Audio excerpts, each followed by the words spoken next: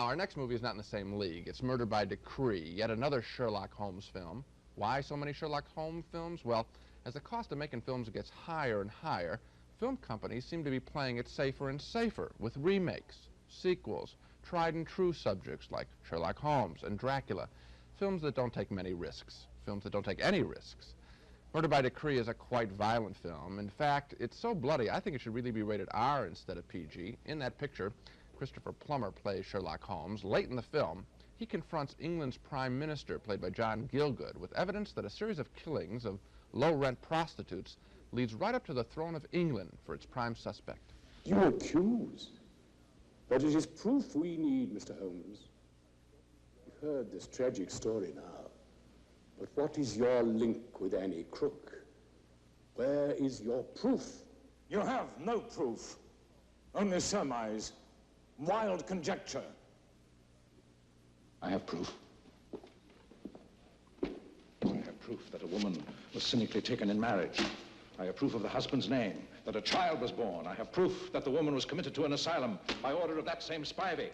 I have proof of evidence suppressed by you, Sir Charles.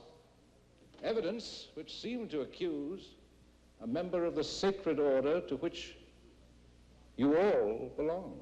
What should I tell the Queen? You surely don't suggest that Her Majesty is in any way involved. I cannot easily believe that. You have my word. I would prefer some more reliable authority. In the circumstances, I shall ignore your offensive attitude. If I seem to be offensive, Prime Minister, you may take it I am offended. You offend me. Shall I resign? Would that satisfy you? Yes, resign. And there we see really the film's biggest problem. At a crucial point, its ending, Murder by Decree, is much too talky. That speech goes on for at least another 5 minutes. It ends up ruining what could have been a fine picture. It does have some good performances. Christopher Plummer is a good Holmes. James Mason is excellent as Dr. Watson.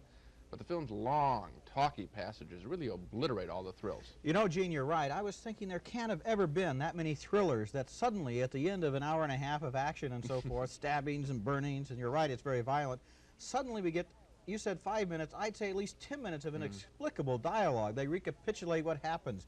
Holmes speculates about the meaning of it all. It's not elementary at all this time to Holmes. The audience sits there, they're stunned. It's going on and on. What did they do, tune into a radio play? Yeah, well, you've devastated this picture. I'm amazed, I guess, that it does build up like that and then really come to a halt. Do you think it should have been R-rated? I did.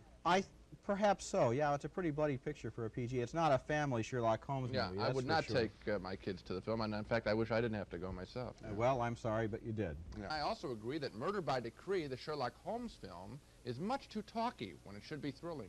Too nose for that. We can't recommend you see it.